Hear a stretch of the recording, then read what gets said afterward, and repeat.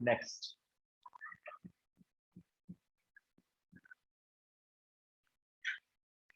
अब आप समझो, तो भी और भी करेंगे और बहुत सारे अभी तो ये, हाँ आ जाओ।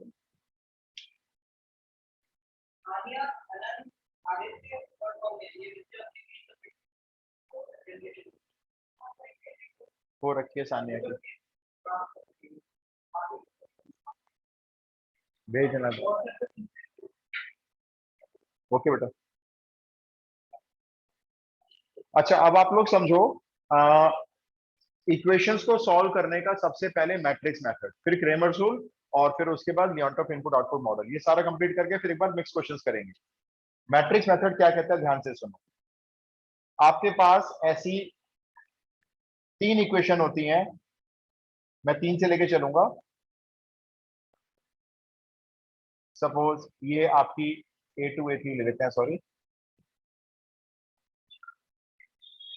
ये पहली इक्वेशन हो गई एक्स वाई जेड में। फिर ये B1x plus B2y plus B3z, ये दूसरी इक्वेशन हो गई। और तीसरी equation C1x plus C2y plus C2z equal to n। ये तीन इक्वेशन का एक सिस्टम हो गया लीनियर इक्वेशन। लीनियर क्यों बोल रहे हैं इसको हम लोग, लीनियर क्यों बोल रहे हैं, ये जो एक्स वाई जेड वेरिएबल आ रहे हैं, इन सबकी पावर वन वन है, इसलिए लीनियर है, रैखिक है। अच्छा अब ये भी लीनियर है, ये भी लीनियर है, मैट्रिक्स मेथड से सॉल्व करना है। तो ये मैट्रिक्स मेथड इंट्रोड्यूस किया था मार्टिन ने, इसलिए हम इसको मार्टिन्स रूल भी कहते हैं। एनसीईआरटी नाम डिक्लेयर नहीं करती है, वो सिर्फ कहता है मैट्रिक्स मेथड, ये मार्टिन्स रूल भी कहलाता है। मार्टिन ने सबसे पहले ये बोला, आप एक मैट्रिक्स ए बना लो। ठीक है, मैट्रिक्स ए कैसे बनाओगे, इन्हीं कोफिशिएंट्स को इसी ऑर्डर में रख लो, रो वाइज, जैसे A1 A2 A3 B1 B2 B3 C1 C2 C3। तो एक मैट्रिक्स मार्टिन ने कहा कि ये बना लो, हमने बना लिया। एक मैट्रिक्स मार्टिन ने कहा कि एक्स बना लो, इसको कॉलम मैट्रिक्स बनाना होगा, और इस कॉलम में वो रखने हैं जो वेरिएबल्स आप निकालने जा रहे हो। आप निकालने जा रहे हो एक्स वाई जेड।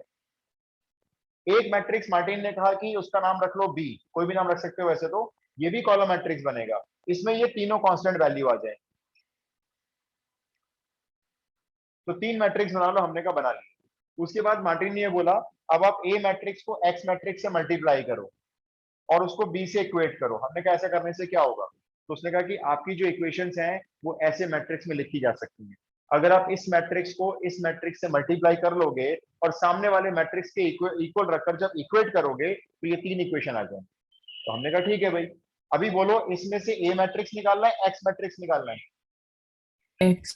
ये तो ये रहा, आपको तो एक्स निकालना है, और एक्स निकालने के लिए मार्टिन ने क्या किया, दोनों साइड प्री मल्टीप्लाई किया ए इनवर्स से। मैंने प्री वर्ड यूज किया, मालूम क्यों यूज किया, क्योंकि मैंने ए इनवर्स को पहले मल्टीप्लाई किया। पहले क्यों किया, बाद में क्यों नहीं किया भाई, यहाँ पीछे कर लेते हैं ना ए इनवर्स, आई पहले लिखा है। राइट, क्योंकि वो ए इनवर्स फिर ए से मल्टीप्लाई नहीं हो पाता। अब हो जाएगा, अब ये क्या बन जाएगा, I. A inverse into A, identity matrix. थोड़ा जल्दी आ जाएगा करो पीयूष, टाइम देखो बहुत सारा निकल जाता है तुम्हारा रोज। अच्छा अब ये ए इनवर्स इनटू ए बन गया आइडेंटिटी मैट्रिक्स। आइडेंटिटी मैट्रिक्स को किसी भी मैट्रिक्स से मल्टीप्लाई करने से क्या आता है, वही मैट्रिक्स आता है, आइडेंटिटी हट जाता है एक तरह से। तो ये होता है Martin's rule, x equal to A inverse. Martin ने रूल तो दे दिया, सारा क्वेश्चन डिपेंड कर गया अब ए इनवर्स के ऊपर। अब ए इनवर्स निकलेगा नहीं निकलेगा इसकी कहानी है, पहले आप ये नोट करो, मैं रफ कर दूंगा, थोड़ा जल्दी करना लेकिन।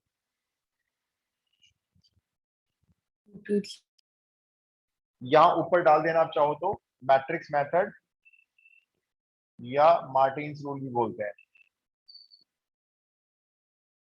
नाम इसलिए बता रहा हूं, आगे जाके अगर हायर स्टडी से मैथमेटिक्स करोगे तो कहीं ना कहीं चीजों का फायदा होता है, अदरवाइज नाम की क्या जरूरत है। Martin's rule, matrix method.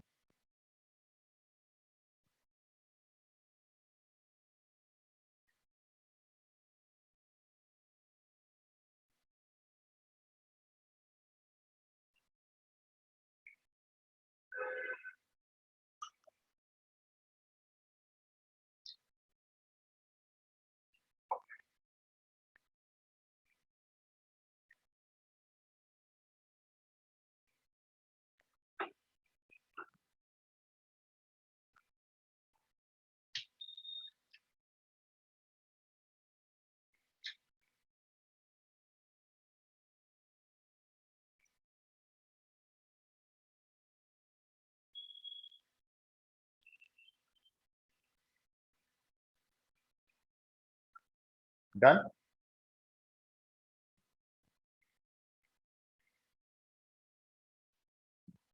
अब x की वैल्यू निकालने का पूरा दामोदर चला जाता है ए इनवर्स के ऊपर, ए इनवर्स पे डिपेंड करता है। तो मैं बस ये 3 इक्वेशन रब करूंगा बस। अच्छा, अब ए इनवर्स निकालने का फॉर्मूला डिस्कस हो चुका है, जरा बता दो भाई आप कैसे निकालते हो ए इनवर्स। राइट, आप मैट्रिक्स का एडजॉइंट मैट्रिक्स बनाते हो और उस मैट्रिक्स को डिवाइड कर देते हो इसी के डिटरमिनेंट से। सोचो, अगर डिटरमिनेंट 0 आ गया तो क्या होगा? तो इनवर्स तो निकलेगा नहीं, और नो अगर सर। इनवर्स निकलेगा नहीं तो भाई एक्स कैसे निकलेगा? तो हम यहां से अब 3 कंडीशन नोट करेंगे जिसको 1 मार्क में पूछा जा सकता है। ये रब कर देता हूं। स्टार, अगर डिटरमिनेंट ए 0 नहीं आया, आपके मैट्रिक्स का डिटरमिनेंट 0 नहीं आया, तो सॉल्यूशन कंसिस्टेंट कहलाता है। Solution is consistent and unique solution. Unique का मतलब ये होता है एक्स वाई जेड की एक एक वैल्यू अवेलेबल है। दूसरा पॉइंट, अगर डिटरमिनेंट 0 आ गया, हो सकता है कि डिटरमिनेंट 0 आ जाए। अगर डिटरमिनेंट 0 आ गया तो यहाँ पे दो बातें हो सकती हैं, कंसिस्टेंट भी हो सकता है और इनकंसिस्टेंट भी हो सकता है भाई। तो उसके लिए क्या करते हो आप? एडजॉइंट ए तो निकाल ही रखा होगा आपने, निकालोगे आप। यहाँ पे एडजॉइंट ए आपको निकालना पड़ेगा। अब उस एडजॉइंट ए को आप इस वाले बी मैट्रिक्स से जो बना हुआ है ना एलएमएन वाला, इससे मल्टीप्लाई करोगे। इससे मल्टीप्लाई कर लिया आपने, मान लेते हैं ये एक नल मैट्रिक्स आ गया, यानी ये 0 आ गया। तो यहाँ पे सॉल्यूशन कैसा है? कंसिस्टेंट है। कंसिस्टेंट समझते हो? है। सॉल्यूशन है, नहीं ऐसा नहीं कि नहीं है, सॉल्यूशन है। बट कैसा है? Infinitely many solution. Infinitely many solutions, मतलब एक्स वाई जेड की इनफाइनाइट वैल्यूज हो सकती हैं, इनफाइनाइट। तीसरी कंडीशन, अगर डिटरमिनेंट ए 0 आ गया तो आपको फिर निकालना यही है, एडजॉइंट ए और बी मैट्रिक्स को मल्टीप्लाई कर। और हो सकता है कि ये नल मैट्रिक्स नहीं आया, नल मैट्रिक्स नहीं आया मतलब कुछ वैल्यूज आ गई, तो आपका सॉल्यूशन इस केस में इनकंसिस्टेंट हो जाता है, यानी नो सॉल्यूशन।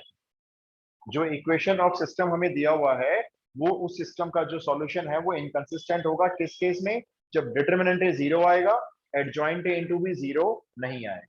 तो ये कंडीशन आपको याद करनी है, क्योंकि एक नंबर में मैं मान नहीं सकता कि आपको 3/3 की इक्वेशन सॉल्व करने के लिए डाल देंगे, बिल्कुल नहीं डालेंगे।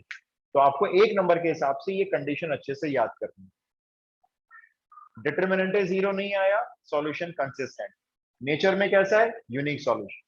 डिटरमिनेंट 0 आया, दो बातें हो सकती हैं, एडजॉइंट ए इंटू बी अगर 0 आया तो कंसिस्टेंट लेकिन infinitely many solution. Adjoint A B 0 नहीं आया तो इनकंसिस्टेंट। सर अगर मेंशन ना हो कि जॉइंट इंटू बी भी 0 है तो क्या लिखे हैं? अगर एडजॉइंट इंटू बी 0 नहीं, कुछ भी नहीं लिखा हुआ है, फिर आप कुछ कह नहीं सकते, फिर आपके पास दो ऑप्शन हो जाएंगे, कंसिस्टेंट मे बी इनकंसिस्टेंट। इसलिए देखो, ऐसा नहीं होगा कि क्लैरिटी नहीं देंगे क्वेश्चन में, आपको जो भी देंगे क्लैरिटी के साथ देंगे। अदरवाइज तो मैं कहूंगा भाई आपका जो भी ऑप्शन आ रहा है उसमें नन ऑफ दिस टिक कराना। ट्राई करते हैं, ठीक है? मैं क्वेश्चन दे रहा हूं आपको, इक्वेशन सॉल्व करने के लिए नहीं दे रहा हूं। आज गलती से दूसरी बुक आ गई, चलो कोई बात नहीं।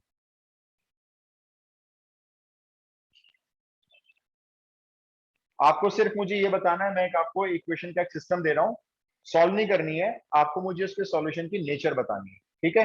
लिखो 5x plus 2y, 5x plus 2y is equal to 3, equation number 1 हो गई। 5x plus 2y is equal to 3, और दूसरी इक्वेशन है 3x plus 2y, 3x plus 2y is equal to 5। सिर्फ आपको ये बताना है इसके सॉल्यूशन की नेचर क्या है। कंसिस्टेंट है तो कौन सा है, यूनिक या इनफाइनाइटली, और इनकंसिस्टेंट है तो कोई दिक्कत ही नहीं। Unique solution. यूनिक सॉल्यूशन है, क्या किया आपने मालूम? आसान ने बोला यूनिक सॉल्यूशन, डॉक्यूमेंट निकाला बस। यूनिक है। आपने क्या करना है, एक मैट्रिक्स ए बनाना है, फर्स्ट इक्वेशन के एक्स वाई के कोफिशिएंट यहां रख लो, क्या क्या है जरा बोलना। 5 और 2, और सेकंड रो में 3 2। इसका डिटरमिनेंट कैलकुलेट कर लो बस। अगर 0 नहीं आया तो कंसिस्टेंट है और यूनिक है। डिटरमिनेंट कितना आ रहा है? 10 माइनस 6, ये तो 4 आ गया, बड़ी अच्छी बात है। तो सॉल्यूशन के नेचर कंसिस्टेंट एंड यूनिक। अगला लिखो, नीचे लिख लेना, कंसिस्टेंट एंड यूनिक। कंसिस्टेंट है और वो भी यूनिक है।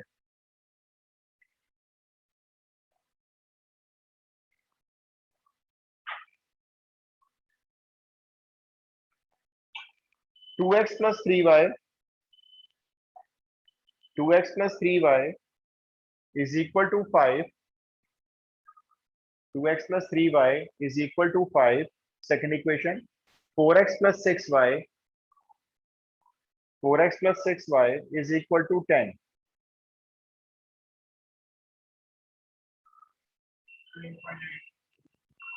इनफाइनाइट या इनकंसिस्टेंट? अब दो बातें हैं क्योंकि श्योर इस बार डिटरमिनेंट 0 आएगा। 0 आ रहा होगा, चेक करो आप। अच्छा, आप इनकंसिस्टेंट क्यों नहीं कह रहे हो, इनफाइनाइट क्यों कह रहे हो? आपने ऐसा क्या देख लिया, आपने कहा इनफाइनाइट? सर इनकंसिस्टेंट भी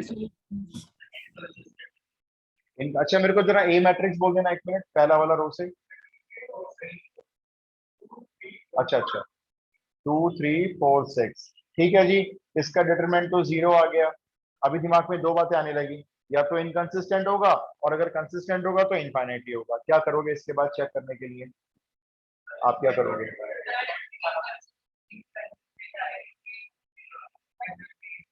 अगर वो 0 आ रहा है तो इनफाइनाइटली मैनी सॉल्यूशन हो गया। नहीं, इनकंसिस्टेंट नहीं, वो कंसिस्टेंट हो गया। इसका एडजॉइंट निकालोगे ना। एडजॉइंट निकालना आता है, याद है कैसे निकालते हैं? डायगोनल को स्वैप करो और नॉन डायगोनल के साइन चेंज करो। ये एडजॉइंट हो गया। इसको मल्टीप्लाई करो बी मैट्रिक्स से। जरा बी मैट्रिक्स बोल देना, आपके पास होगा इक्वेशन के सामने। 5 10। अब मल्टीप्लाई करते हैं। 6 5 जा 30 और -3 इंटू 10, ये भी 30। 30 माइनस 30, ये 0 आ रहा है। और ये -20, ये +20, ये भी 0 आ रहा है। ये नल मैट्रिक्स बन रहा है। तो अब क्लियर कट हो गया एकदम। एक तो कंसिस्टेंट है और वो भी इनफाइनाइटली मेनी सॉल्यूशन। कंसिस्टेंट है और इनफाइनाइटली मेनी सॉल्यूशन।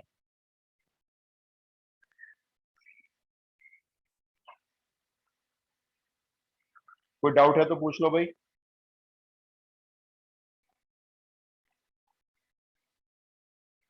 अब आप लिखो सॉल्यूशन ऑफ, नेक्स्ट हेडिंग डालना ऊपर, सॉल्यूशन ऑफ होमोजीनियस, नहीं हेडिंग, इसकी भी कंडीशन लिखवा देता हूं आपको। Solution of homogeneous system of linear equations.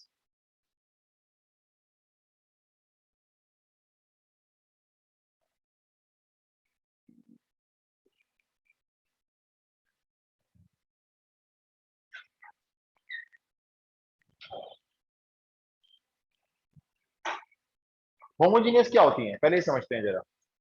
Homogeneous equations इस फॉर्म में होती हैं, देखो।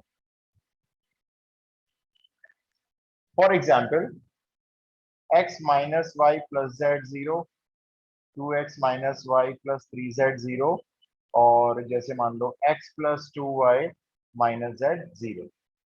अब आपको बताने की जरूरत नहीं मुझे कि होमोजीनियस क्या है। बताओ।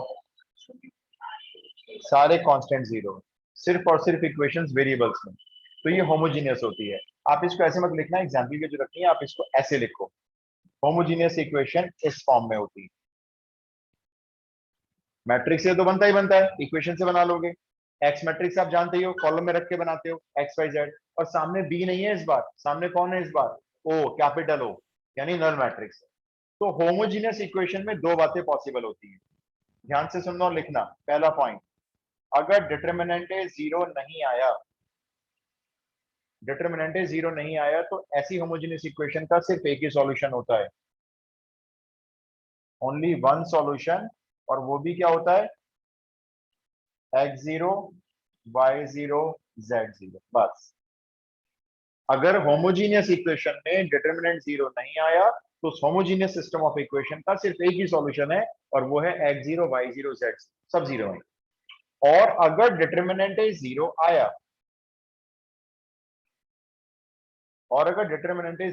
तो इसमें कुछ चेक नहीं करना आपको, एडजॉइंट वेडजॉइंट कुछ चेक नहीं करना, आप यहां लिखोगे इनफाइनाइटली मेनी सॉल्यूशंस।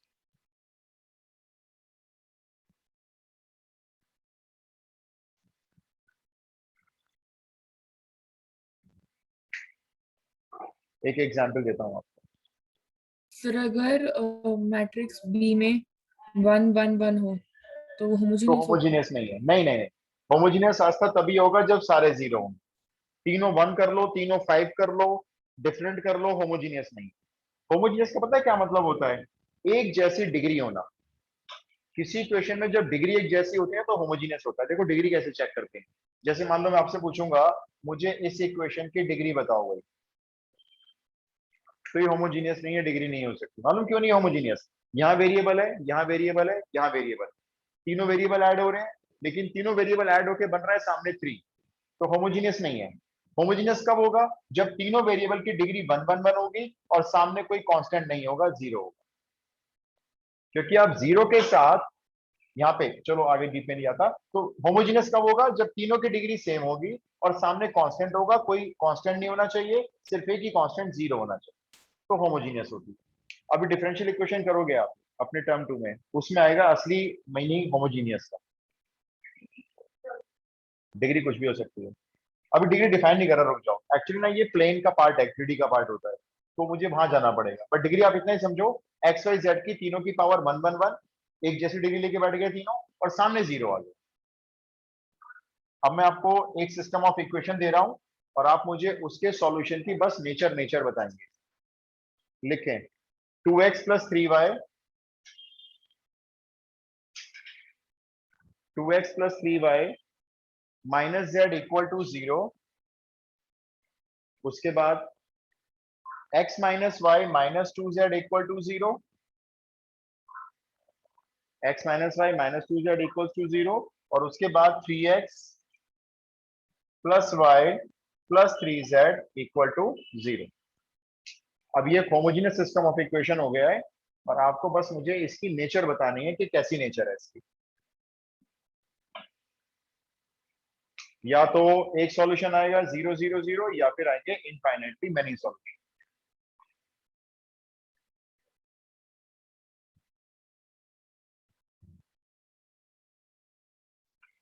सब वन सोल्यूशन। वन सॉल्यूशन क्या आ रहा है वैसे? 0 0 0 होगा, वन सॉल्यूशन आ रहा है तो बस आपने क्या करना है, इसका मैट्रिक्स बनाना है और उसका डिटरमिनेंट कैलकुलेट करना है बस। इसका मैट्रिक्स बना लो। इधर केतन ने आंसर दिया, वन सॉल्यूशन है इसका। ऐसे मैट्रिक्स बना लो इसका। सर वन सॉल्यूशन अच्छा वैसे डिटरमिनेंट आ क्या रहा है इसका? आपने सॉल्व कर लिया होगा। -5। -5 आ रहा है, भी चेक करना क्या -5 आ रहा है।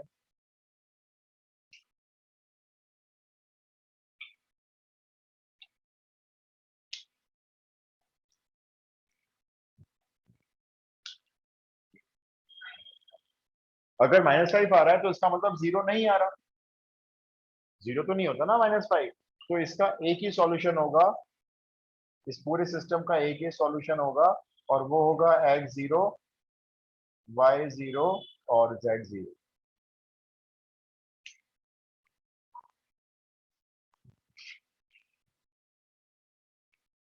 कोई डाउट है तो पूछ लो। डिटरमिनेंट आपको निकालना बताया तो हमें, चलो देखो मैंने डिटरमिनेंट निकालने के आपको दो तरीके समझाए थे। एक तो सेरस डायग्राम बताया था और एक सिंपल कोफैक्टर्स की हेल्प से निकाल सकते हो। तो बड़ा आसान होता है। देखो जैसे ना आप ये वाला नंबर लिख लो 2 यहाँ पे, अब इसको मल्टीप्लाई कर दो इसी के कोफैक्टर के साथ, कैसे निकलेगा वो? ये रो गई, ये कॉलम गया, ऐसे गया। ये -3, चाहो तो रफ पेपर यूज कर लो, ये -3 लिखा। पहले ऐसे डाउन मल्टीप्लाई करते हैं, फिर पीछे माइनस लगाएंगे, फिर 1 इंटू -2 ये +2 हो गया। इसको सॉल्व कर लो, कितना आ रहा है? -1, इसके साथ मल्टीप्लाई में रख दो माइनस। अब ये वाला एलिमेंट उतार लो, +3।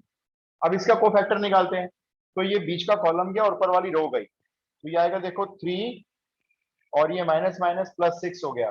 तो 3 + 6 वैसे तो 9 आया, लेकिन यहाँ पे जो कोफैक्टर आता है वो अपना साइन चेंज कर लेता है, -9।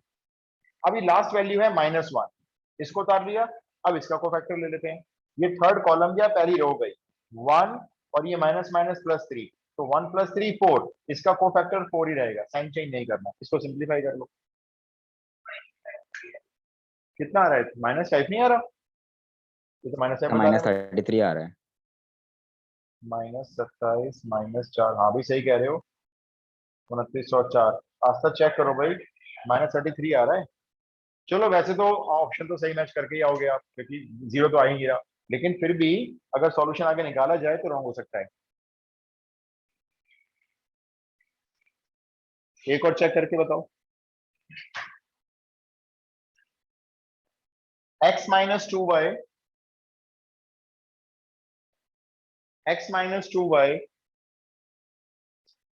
plus z equal to 0, x - 2y plus z equal to 0, ये पहली इक्वेशन हो गई। Second equation x plus y minus z equal to 0, और third equation 3x plus 6y minus 5z equal to 0, फिर से होमोजीनियस है।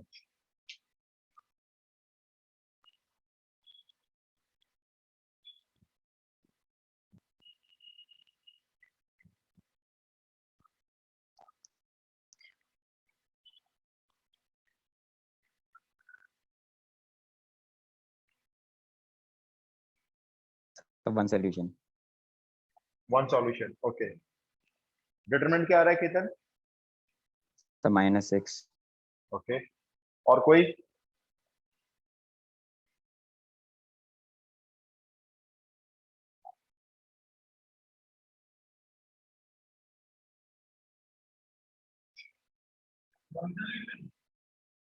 डिटरमिनेंट क्या आ रहा है?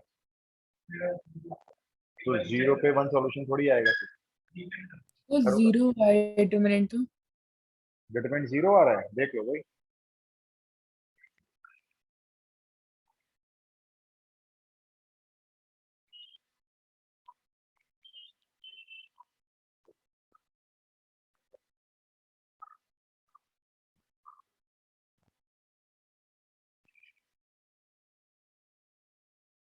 तो 0 क्या आएगा? 0 आ रहा है, तो भाई फिर तो वन सॉल्यूशन नहीं हुआ। फिर कैसे सॉल्यूशन हुए? इनफाइनाइटली मेनी सॉल्यूशंस हो गए ना। 1 - 2 1 1 1 -1 3 6 -5, 1 के अलॉन्ग लोगे -5 + 6 1, -2 के अलॉन्ग लोगे -5 + 3 -2, लेकिन हम करेंगे +2। फिर 1 के अलॉन्ग लोगे तो 6 - 3 3, सॉल्व करो 1 -4 + 3, सही कह रहे हो, 0 आ रहा है भाई डिटरमिनेंट। तो सॉल्यूशन की नेचर बताओ, होमोजीनियस है, इनफाइनाइटली मेनी सॉल्यूशन। एक चीज और बताऊंगा बस, फिर हम आगे चलेंगे। इतना क्लियर है ना डिटरमिनेंट कैसे निकल रहा है? तो याद रखनी है बात, देखें होमोजीनियस में अगर डिटरमिनेंट 0 आ रहा है तो एक ही सॉल्यूशन है, सॉरी इनफाइनाइटली मेनी सॉल्यूशन है। और अगर डिटरमिनेंट 0 नहीं आ रहा है तो उसका एक सॉल्यूशन है x0 y0 z0। अब इस इक्वेशन के मालूम चल गया जी इनफाइनाइटली मेनी सॉल्यूशन। अब उसने कहा निकालो, बताओ कौन कौन सॉल्यूशन, ऑप्शन दिए हुए। अब सुनो कैसे निकालने हैं।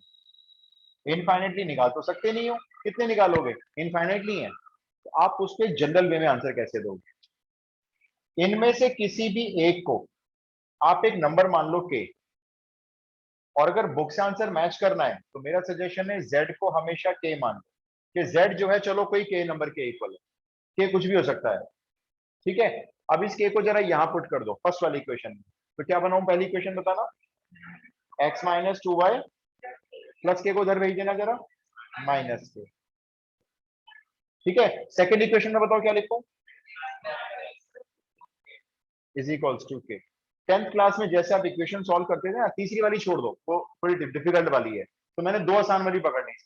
अब इन दोनों को सॉल्व करते हैं 10th क्लास में जैसे करते थे। देखो माइनस किया, ये कैंसिल हो गया, x x -y -2y -3y हो गए, इधर -k -2k हो गए, माइनस माइनस कैंसिल, y कितना आ गया? ये y हो गया। अब इस y की वैल्यू को इक्वेशन नंबर 2 में रख दो, चाहे इक्वेशन नंबर 1 में रख दो, तो x निकल आएगा। मैं रखूंगा इक्वेशन नंबर 2 में, x plus 2k upon 3 equal to k। 2k upon 3 को वहां भेज दो माइनस करके, तो k में से 2k अपॉन 3 गए, k अपॉन 3। अब आपके इनफाइनाइटली मैनी सॉल्यूशन क्या बने? x हो गया k अपॉन 3, y हो गया 2k अपॉन 3, z हो गया k। ये इनफाइनाइटली मैनी सॉल्यूशन। आप कहोगे कैसे? आपको तो हमें तो एक ही नजर आ रहा है। इनफाइनाइटली मालूम कैसे है? k को जो मन में रखना है रख लो आप। चलो k को 1 रखें, तो बताओ अगर k 1 हो जाए तो x y z की क्या क्या वैल्यू बनी? 1/3, 2/3, 1। चाहो तो चेक कर लो, सेटिस्फाई करेंगे। किसी भी क्वेश्चन को चेक कर सकते हो। k को रख लिया, चलो किसी ने 5, तो एक सॉल्यूशन और आ गया, देखो 5/3, 10/3, 5। ये हो गया दूसरा सॉल्यूशन। k को किसी ने रख लिया 7। अब सोचो ऐसे कितने बन सकते हैं? इनफाइनाइट बन सकते हैं। तो इनफाइनाइट सॉल्यूशन आ रहा है अगर, और क्वेश्चन कहता है निकालो कौन से सॉल्यूशन है। मैं आपको एक्चुअली क्लास 12 के फोकस से नहीं पढ़ा रहा हूं अभी।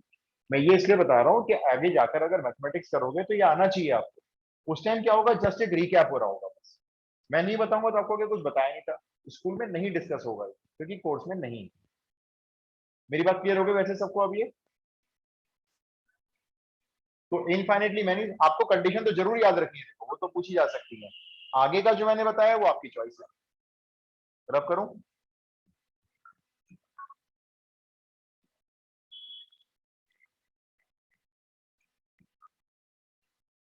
चलो अब आप मेरे को बता दो, 2-3 स्कूल के टीचर से बात हुई, पेपर बहुत लो लेवल आने वाला है अप्लाइड का। बहुत ही लो लेवल, मतलब कि आप एक्सपेक्ट करोगे अरे इतने आसान क्वेश्चन आ जाए, ये क्या हो गया? हम तो तैयारी बहुत ही करके आए थे। फर्स्ट पेपर है ना इसलिए।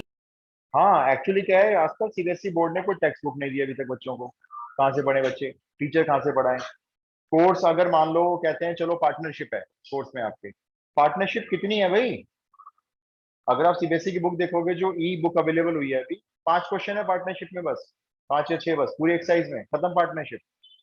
और हम लोगों ने कहाँ तक कर रही है पार्टनरशिप पता नहीं। रिटायरमेंट भी क्या है, एडमिशन भी क्या है पार्टनर का। चलो जी क्वेश्चन लिखो। एग्जाम स्कूल में हो रहे हैं या सेंटर पे पढ़ रहे अभी कोई नोटिफिकेशन नहीं आया था इसका, होपफुली सेंटर बाहर जाएगा। सीबीएसई बोर्ड ने बोला है अगर आपके स्कूल के 1 किलोमीटर के रेडियस में अगर स्कूल है जहाँ पे सेंटर जा सकता है तो फिर आपको बाहर जाना है। हो? और अभी कुछ नहीं पता, मेन एग्जाम होने में काफी टाइम है, टर्म 2 होने में। आपके सामने एक मैट्रिक्स है, α2 2α। क्वेश्चन है इस मैट्रिक्स का क्यूब करके अगर डिटरमिनेंट निकालें तो 125 आता है, ऐसा क्वेश्चन कह रहा है। तो आप मेरे को बताएंगे अल्फा की वैल्यू।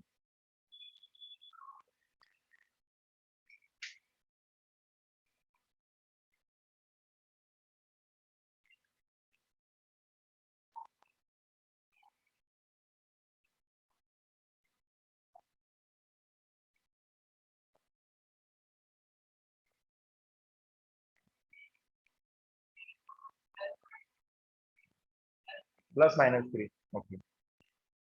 और कोई?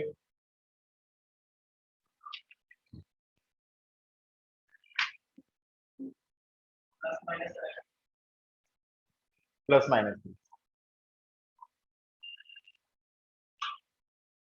अच्छा क्या सोच रहे हो, मतलब दिमाग में क्या आ रहा है मुझे बताओ, मैं बताऊंगा ना कि डायरेक्शन सही है गलत है।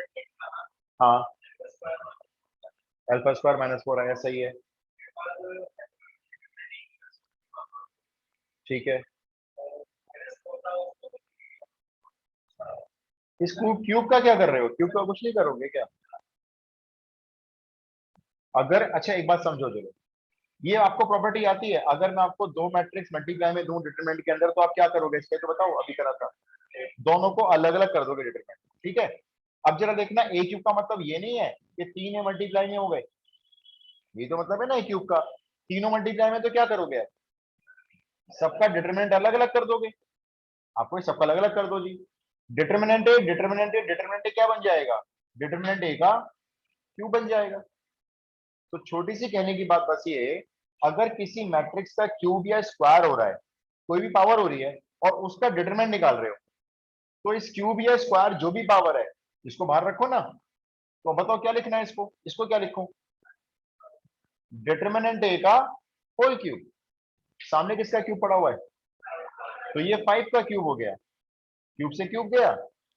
अब तो बस आपको यहाँ पे डिटरमिनेंट ए की वैल्यू रखनी, वो आप बता रहे हो मेरे को निकाल के, कितनी आ रही है? Alpha square -4। तो alpha square -4 equal to 5, alpha square equal to 9। और अल्फा की वैल्यू पता है, इसमें पहला ऑप्शन क्या प्रिंट करेंगे? 100% प्रिंट करेंगे 3। दूसरा ऑप्शन प्रिंट करेंगे -3। तीसरा ऑप्शन प्रिंट होगा +-3। बच्चा जल्दीबाजी में क्या देखेगा? सिर्फ पहला ऑप्शन देखेगा, कहेगा अच्छा 3, मेरा भी 3, राइट, टिक करो, मेरा भी 3। कोई नहीं देखेगा +-3 भी तो है भाई, है ना? तो ध्यान रखो, मैट्रिक्स का अल्फा एक एलिमेंट है, एलिमेंट नेगेटिव पॉजिटिव कुछ भी हो सकता है, तो दोनों आंसर कंसिडर होंगे। सर एक बार ये बताना कि ए क्यूब कैसे लिखा? मैं फिर बताता हूँ। डिटरमिनेंट के अंदर अगर किसी मैट्रिक्स का क्यूब या स्क्वायर आता है, जैसे मैं आपको बोलता हूं मुझे मैट्रिक्स ए के स्क्वायर का डिटरमिनेंट चाहिए, तो इसका बेसिक मीनिंग यही है भाई, डिटरमिनेंट चाहिए ए इंटू ए का। और अगर ए इंटू ए का डिटरमिनेंट चाहिए तो आप लिख सकते हो डिटरमिनेंट ए इंटू डिटरमिनेंट, और डिटरमिनेंट ए इंटू डिटरमिनेंट को लिख सकते हो डिटरमिनेंट ए का होल स्क्वायर। तो मैंने सिर्फ आपको ये बोला कि आप यहां से डायरेक्ट यहां जंप करो ना, ये जो स्क्वायर है इसे बाहर लगा लो, क्यूब है बाहर लगा लो, पावर 4 है बाहर लगा लो, सीधा लगा लो यहां से, बस ये। चलो आप ओके। बता दो, क्लियर हो गया? यस। ये ऐसे मैंने क्वेश्चन बहुत सारे बना दिए प्रैक्टिस के लिए आपकी, बहुत सारे, खूब अच्छी प्रैक्टिस जाएगी और आप मन से करते हो। अब बता दो, ए मैट्रिक्स है DIAG 2 3 -4। ये DIAG क्या होता है? Diagonal matrix. सुन लो क्वेश्चन क्या है, आपको ए स्क्वायर का डिटरमिनेंट देना है। ए स्क्वायर का डिटरमिनेंट दे दो मुझे, अभी जो करा वही करो ना।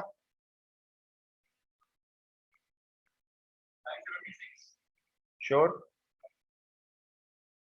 और कोई? करेक्ट आंसर भाई, इस स्क्वायर को उठा के तो बाहर रखो ना, अब रह गया खाली डिटरमिनेंट है, उसका स्क्वायर कर देंगे। 5 7। डायगोनल मैट्रिक्स का डिटरमिनेंट कैसे बताया था निकालना मैंने? इन सबको इंटू कर दो बस। डायगोनल मैट्रिक्स का डिटरमिनेंट चाहिए हो कभी भी तो बस इनको मल्टीप्लाई करना होता है। तो आंसर क्या हो गया? डिटरमिनेंट ए का स्क्वायर, डिटरमिनेंट हो गया 6 इंटू -4 -24 का स्क्वायर इक्वल टू 576। क्वेश्चन खत्म हो गया। अच्छा ये बताओ, ये प्रॉपर्टी याद है ए इंटू एड जॉइंट है? याद करो भी, देखो वरना मेरे लिखवाने का फायदा नहीं होगा। A into adjoint determinant बता। I. Yes, determinant A into I matrix. Question ले लो इसके ऊपर अब एक।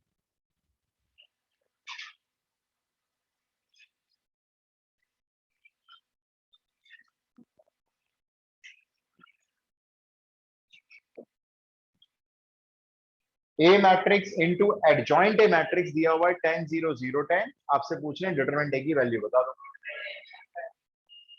सामने दिख रही है, कुछ करना ही नहीं पड़ा,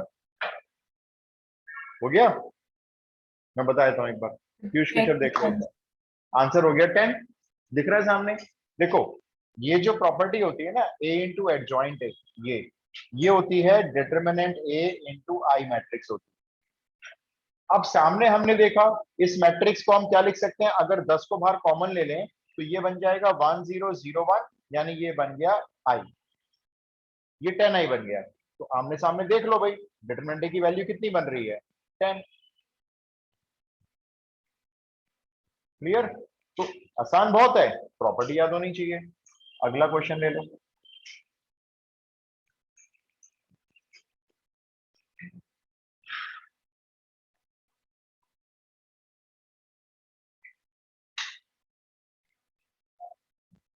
मैट्रिक्स है आपके सामने है,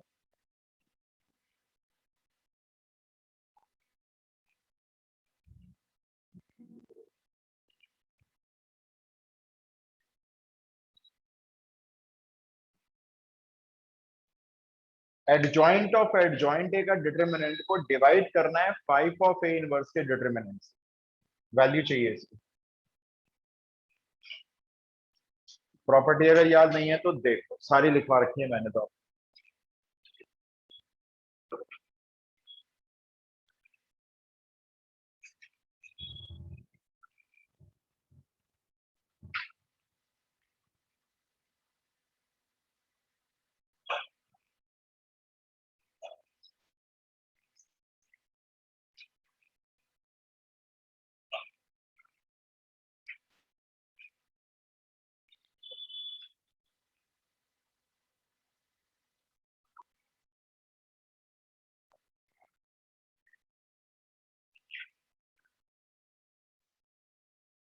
125 की पावर 4। ओके, Yes, मैं आपका आंसर लिख लेता हूँ। आप आंसर दे रहे हो मेरे को 125 की मेरा भी पावर, सेम है। यही है। आप इसको 5 टू दी पावर 7 भी बोल सकते हो, एक ही बात है, क्योंकि ये 5 का क्यूब होता है। 3 4 जा 12, सॉरी।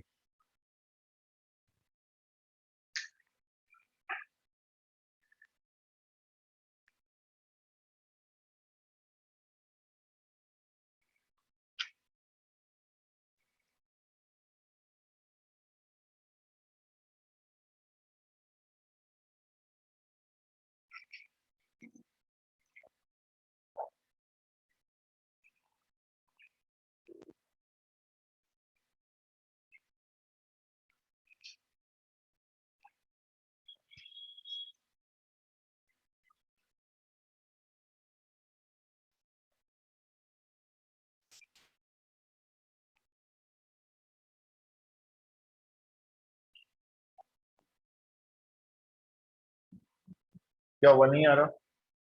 किशोर एक बार ना सारी प्रॉपर्टी डाल लें, सारी।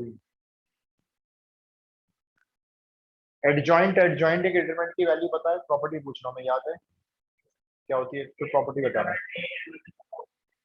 डिटरमिनेंट ए n-1 का होल स्क्वायर पावर में होता है। इसका क्या करोगे? 5 ए इनवर्स का डिटरमिनेंट 5 तुरंत बाहर लोगे, क्यूब क्यों हो जाएगा? ऑर्डर मैंने दिया नहीं आपको, जब दिख रहा है तो 3/3 है तो क्यूब हो जाएगा। अच्छा, अभी किसका डिटरमिनेंट रह जाएगा? ए इनवर्स का। ये ए इनवर्स का डिटरमिनेंट क्या होता है भाई? 1 बाय ए का डिटरमिनेंट। अच्छा, यहाँ पे n कितना लेना है? 3, तो 3 - 1 2, 2 का स्क्वायर 4, तो ये बन गया डिटरमिनेंट ए की पावर 4 अपॉन, हाँ ये आंसर आ रहा है, और ये 1 अपॉन डिटरमिनेंट ए हो गया। अब ये 1 अपॉन डिटरमिनेंट ए ऊपर चला गया, ऊपर कितना बन गया? डिटरमिनेंट ए की पावर 5 बन गया। और डिटरमिनेंट ए कैसे निकालोगे? डायगोनल मैट्रिक्स है, तीनों को मल्टीप्लाई करके निकालो। ये 125 हो गया, तो यहां पर आ गया 125 की होल पावर 5, क्योंकि ये भी ऊपर आ गया, और नीचे रह गया 125, खाली ये रह गया। अब 125 की पावर 5 अगर डिवाइड होगा 125 से, तो आंसर हो गया 125 की पावर 4।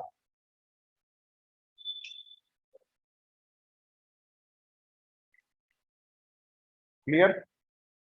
ये क्वेश्चंस एंडलेस हैं, करते रहो, खत्म नहीं होने वाले, इतने सारे क्वेश्चंस हैं ये।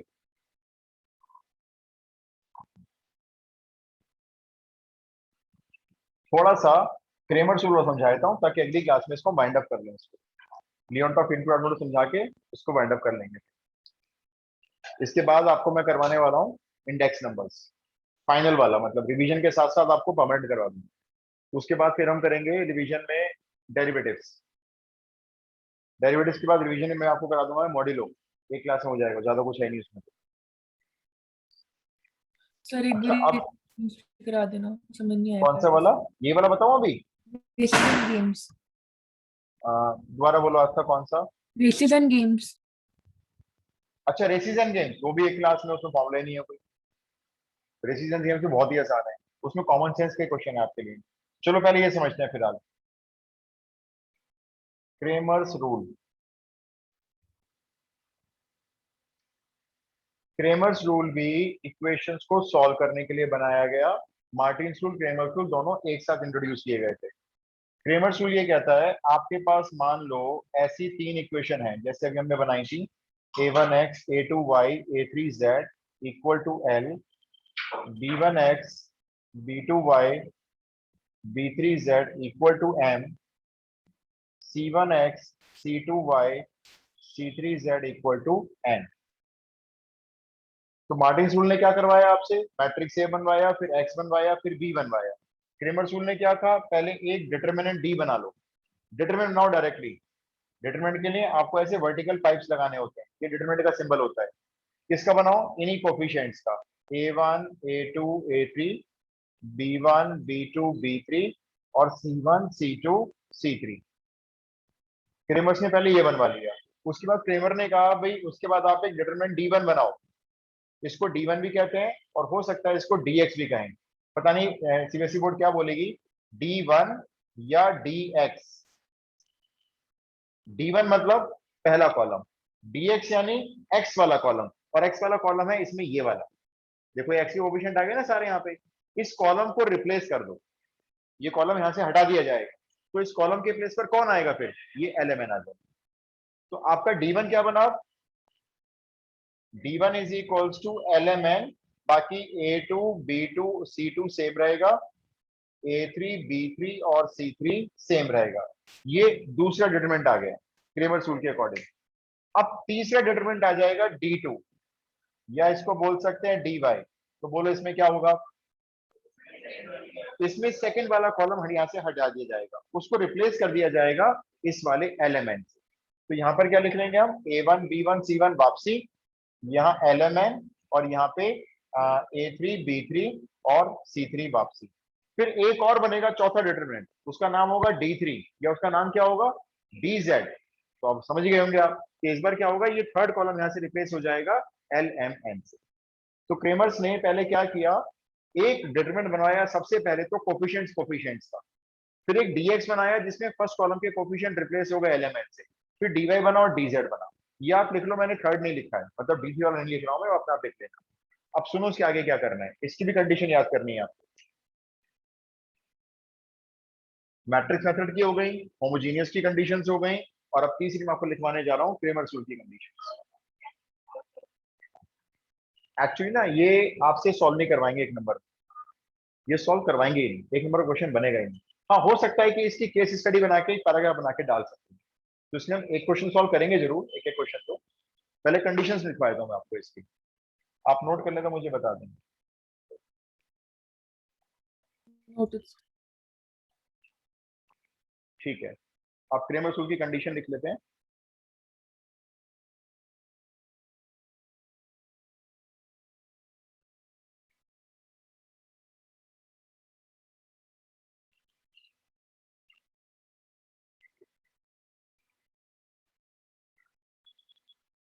ये रब कर दूं मैं जो लिखा हुआ है सारा।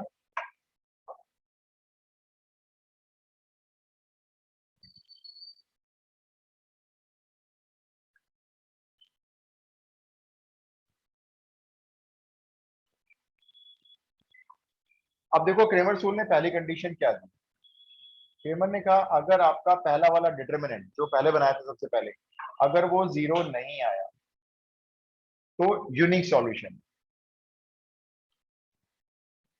Consistent and unique.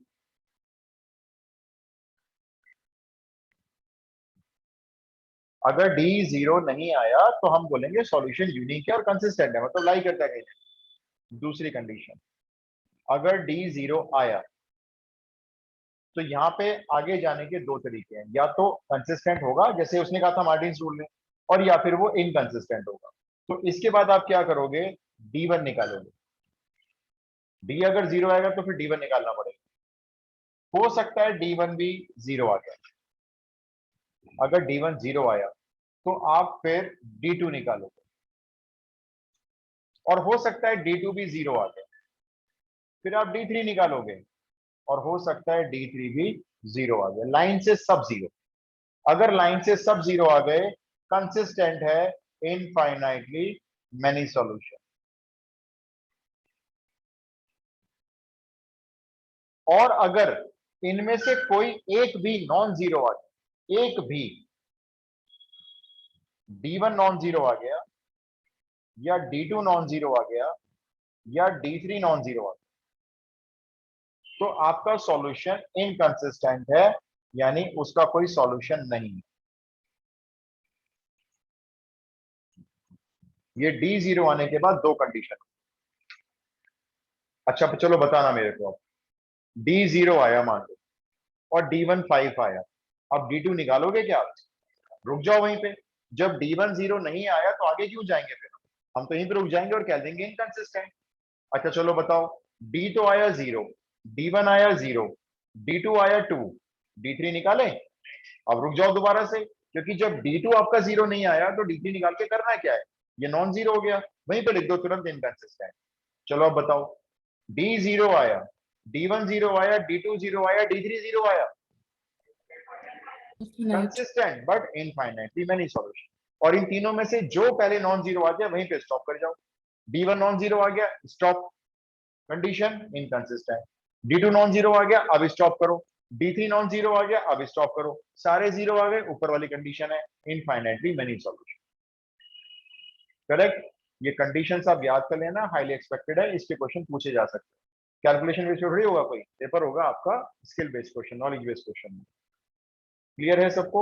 एक क्लास और लगाएंगे इसके अंदर, Leontief input output model करके इसको वाइंड अप करेंगे क्लास में, और इंडेक्स नंबर स्टार्ट करेंगे। 3 चैप्टर बता रहा हूँ जिसमें से जहां मेरे को इन्फॉर्मेशन मिली है, जहां से क्वेश्चन सबसे ज्यादा आने के चांस है, पार्टनरशिप, इंडेक्स नंबर्स और प्रोबेबिलिटी। बाकी समय से एक आएगा, इनमें से ज्यादा क्वेश्चन आने के चांस है। ऑलराइट, इंडेक्स नंबर सारी थ्योरी थी सैम्पल पेपर में तो। बिल्कुल जी, उसकी थ्योरी आपको मैं सारे पॉइंट्स में लिखने शुरू कर दिए, आपको दे दूंगा। बीकॉम में से बनाया मैंने आपके लिए सारे पॉइंट्स, वो सब पॉइंट्स याद कर लेना, आगे भी काम आएंगे। ठीक है जी, तो आज के लिए एंड करते हैं क्लास पे। ओके, ठीक है शुभम नीचे। Thank